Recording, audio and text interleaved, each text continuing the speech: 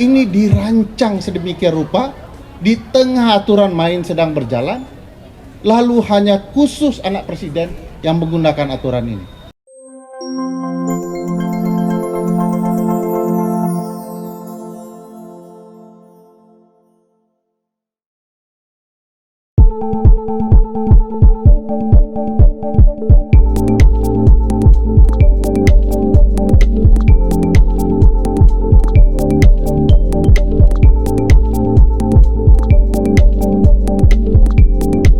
Ngapain kita di sini? Toh bukan anak presiden. Saya mau cerita begini, bahwa ada aturan di kampus untuk bisa S3 dia harus S2, dan itu adalah ketentuan yang disepakati oleh intelektual atau akademisi yang ada di kampus. Jadi orang yang mau S3 dia syaratnya pernah S2. Tapi kebetulan di tahun ini ada anak rektor mau S3, tapi baru kuliah S2. Oleh sang dosen yang buat aturan, diubah aturannya. Yang boleh S3 itu adalah yang pernah strip sedang S2. Saya yakin mahasiswa bilang ini kampus bajingan. Hanya karena anak rektor bisa S3, dia buat aturan baru. Sama dengan anehnya, ketika MU melawan Liverpool, supaya MU bisa menang 4-3, lalu dibuat aturan yang baru agar MU bisa mencetak gol. Saya yakin ini teman-teman, saya penggemar MU, ini bukan untuk menghina MU. Tapi itu tentu saja tidak fair dalam pertandingan. Pertandingan sedang baru berjalan, dibuat aturan baru. Kalau peraturannya dibuat sebelum pertandingan, orang saja sudah mempertanyakan aturan baru itu kalau menguntungkan klub tertentu. Ini peraturan dibuat ketika permainan sedang jalan. Kurang kacau apa itu permainan? Kurang lebih itulah gambaran apa yang terjadi dalam pemilu kita ketika Boruto maju ke dalam pertandingan. Mang Masinton nggak ngerti Boruto ini. Karena ini teorinya teori 02 yang tahu Bang biasanya. 02. Boruto ya. Ini teori yang dipakai dalam kamus ninja Naruto. Coba bayangkan, ini mirip sekali Bang. Jadi kisah Naruto bagi Bang Masinton yang tidak terlalu gaul ya. Padahal saya baru belajar dari anak saya. Boruto supaya bisa jadi ninja sakti Bang, oleh ayahnya si Naruto harus digembleng. Yang menggemblengnya adalah mantan musuhnya Sasuke, jenderal bintang 4 sekarang Bang, dulu bintang 3. Itulah yang membuat dia berhasil. Terjadilah peristiwa Naruto ini dengan siklus ceritanya dalam kepemiluan kita, dan itu dibanggakan.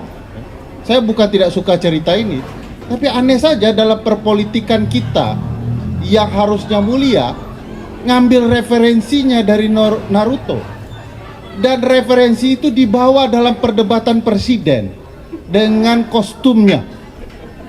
Mungkin pertama kali di dunia ya ada debat presiden menggunakan gimmick-gimmick kostum seperti itu. Saya tahu yang diincar adalah pemilih muda, tapi kan nggak harus segitunya.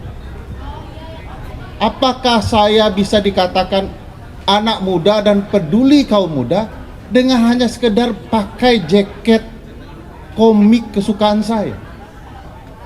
Kayaknya malah merendahkan teman-teman anak muda. Dan peristiwa yang terjadi hari ini bagi saya merendahkan demokrasi yang mestinya dipahami tidak hanya oleh anak muda, tapi oleh kita semua. Kenapa merendahkan demokrasi?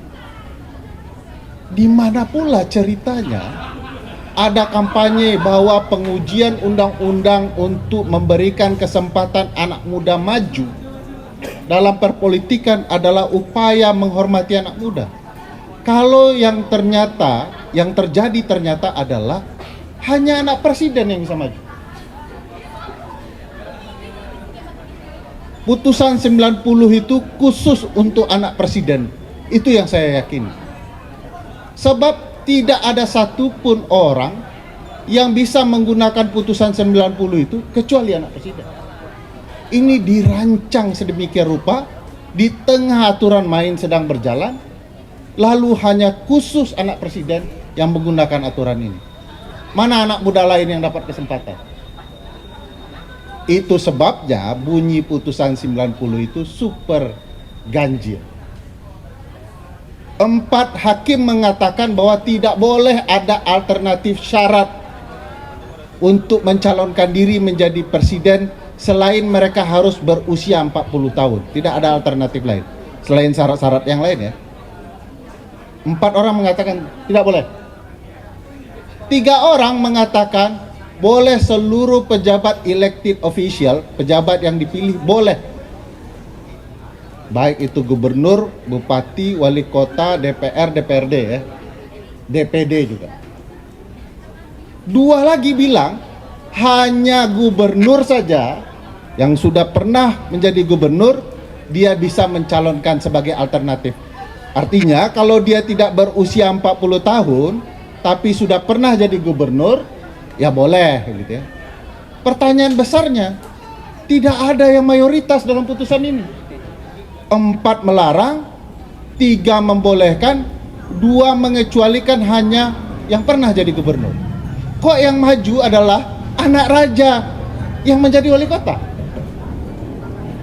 Dari mana kesimpulan ini muncul di dalam putusan itu? Lebih hebat lagi, yang meminta perkara ini hanya meminta orang yang pernah. Pernah artinya sudah pernah, sudah selesai. Anak raja kebetulan tidak selesai.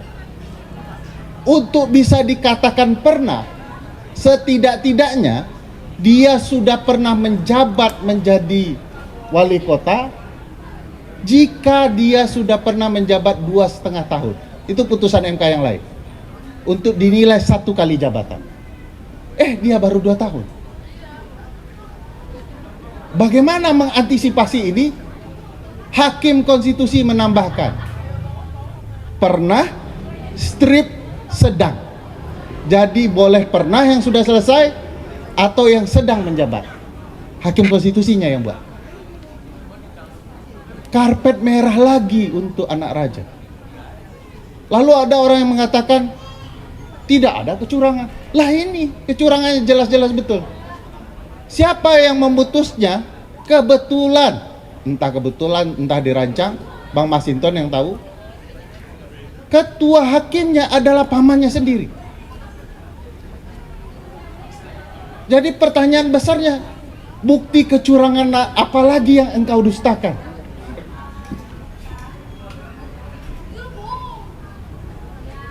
Lebih hebat lagi, dalam kasus ini yang mengajukan perkara butuh memperbaiki permohonan karena pernah dicabut, perlu mendaftarkan kembali.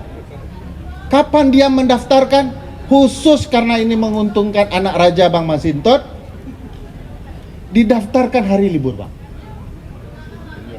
Demi raja. Kurang curang apa lagi itu?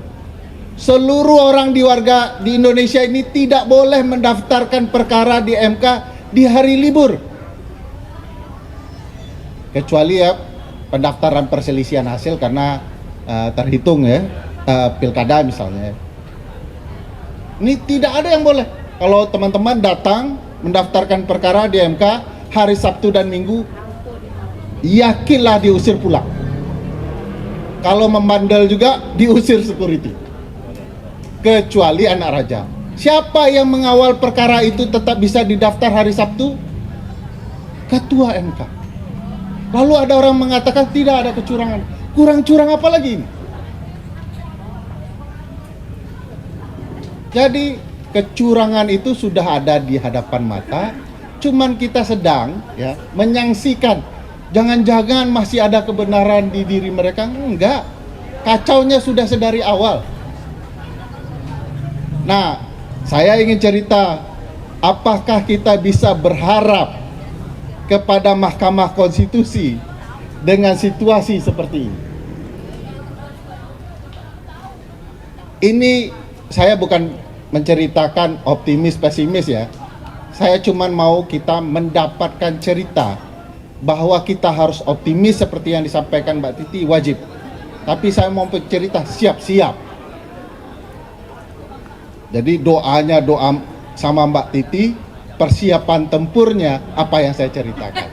Jadi kalau ada yang mau tahajud nanti malam, doalah dengan apa yang diceritakan Mbak Titi. Tapi kalau siap untuk melawan apa yang saya sampaikan.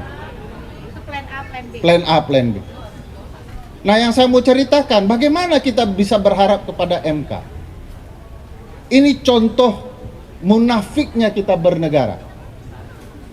Setelah Paman Usman dihukum tapi tidak diberhentikan, terjadilah komposisi hakim 8 orang memimpin majelis sidang. Ini kalau mereka taat dengan konsep putusan 90, ada 4 orang yang menolak, maka setengah jumlah hakim sudah menolak. Konsekuensinya akan ada 4 hakim yang lain gitu ya. Nah, kalau masing-masing bertahan 50% gitu ya, perkara nggak tuntas-tuntas tuh Bang. Lalu kita mengatakan, nanti ditanya, memang kondisi politik kan hakim konstitusi seperti itu. Nggak begitu ceritanya. MK yang membuat kerusakan ini. Ada orang yang melanggar, yaitu ketua MK, dia tidak diberhentikan sehingga dia tidak bisa sidang. Lalu kita dapat majelis 8 orang yang kalau nanti mereka 4-4, kacau lah ceritanya. Siapa biang perkaranya? MK. Kenapa nggak dipecat saja orang punya masalah? Nah, sekarang tiba-tiba ada usulan yang baru. Juru bicara MK mengatakan bahwa sanksi itu hanya untuk, kalau untuk pileg ya, untuk PSI. Padahal bukan tidak mungkin sang paman benci sama Bang Masinton. Perkara PDIP bisa jadi masalah sama dia.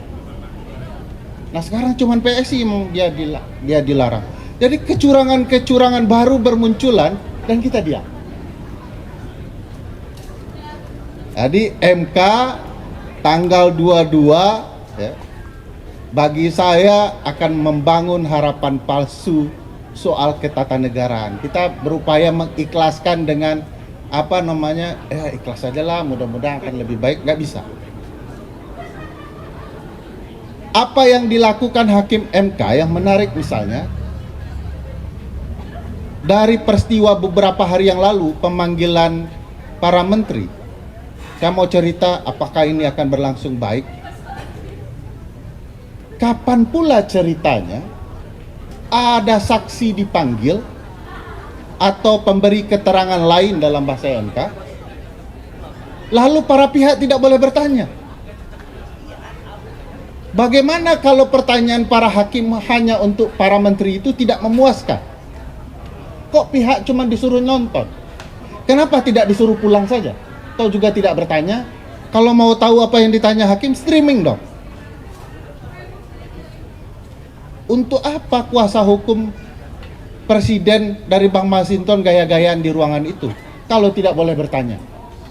Saya yang terbayang kalau kuasa hukum 01 dan 03 boleh bertanya, salah satu pertanyaannya begini, Pak Erlangga, Bapak ngapain bagi-bagi sembako? Bagi-bagi bansos? Kan bukan tugas Bapak. Baik menurut Undang-Undang Kementerian Negara maupun Undang-Undang Kesejahteraan Sosial. Bahwa Menko tidak boleh melakukan tugas teknis. Menurut Undang-Undang Kesejahteraan, ini tanggung jawab Menteri Urusan Sosial. Kok ada Erlangga Hartanto? Pertanyaan berikutnya, kalau Pak Erlangga bisa dipanggil, kenapa Pak Zulhas tidak? Padahal ada data dia sedang berkampanye terhadap capres tertentu di acara kementerian. kurang terlarang lagi, apalagi acara itu. Kenapa dia tidak diikut dipanggil? Ini problematika. Di MK, semua orang berdebat bahwa politik gentong babi harus dibuktikan apakah uang yang diberikan ke publik itu berdampak kepada pilihan. Dalam teorinya tidak perlu. Kalau ada sih bagus, tapi tidak perlu. Tidak harus ada. Kenapa? Karena dalam politik kecurangan gentong babi, yang perlu dibuktikan adalah apakah ada politik, ya, kebijakan atau tindakan yang mengubah alur insentif dana bagi publik untuk kepentingan pemilu. Kapan kita tahu untuk kepentingan pemilu? Ya, dana itu dibagi saat pemilu mau datang. Faktanya itu terjadi. Yang bantunya Pak Presiden lagi. Jadi itu sudah cukup itu. Kalau ada dana dibagikan menjelang pemilu di tempat-tempat yang berbeda datanya dari data sesungguhnya, sudah itu politik gentong babi. MK harus tegas. Ini kan politik gentong babi. Kenapa Bapak lakukan? Ya, ini digiring oleh kuasa hukum. Harus ada buktinya. Masa ada kekuasaan yang sedang bergerak, contohnya saya yang punya kekuasaan, memberikan uang ke Mbak Titi, lalu Mbak Titi bilang saya akan pilih Ferry Amsari dan harus terekam, tervideokan. Nggak mungkin. Ini adalah kekuasaan. Cukup kalau ada kebijakan dan tindakan yang menyimpang, penggunaan insentif itu sudah kecurangan. Tidak boleh dibagi di saat pemilu. Nah, ini problematika yang saya membuat, siapa tahu itu bom Israel. Dilihat juga. Nah, teman-teman, sulit kalau kita tidak mengawal MK bersama. Saya tentu sangat berharap ada rasa optimis baru melihat MK. Bagaimana melihatnya atau menyuarakannya? Ini adalah kesempatan bagi Mahkamah Konstitusi mengubah citra buruk dirinya yang rusak karena ada kasus Paman, ada kasus orang dipecat seperti Pak Aswanto begitu saja tanpa proses, begitu ya. Yang Partai Bang Masinton ditipu oleh presiden, ya. Ya, dipecat Pak Aswanto, ternyata itu tujuan politiknya jangka panjang. Dan terjadi seperti itu, dan rusaklah MK dengan proses pemilihan penempatan Hakim Guntur Hamzah tanpa ada proses seleksi. Ini kerusakan juga di MK. Ini kesempatannya. Di tikungan ini MK memperbaiki banyak hal. Kecuali memang MK sedang ingin bermain-main.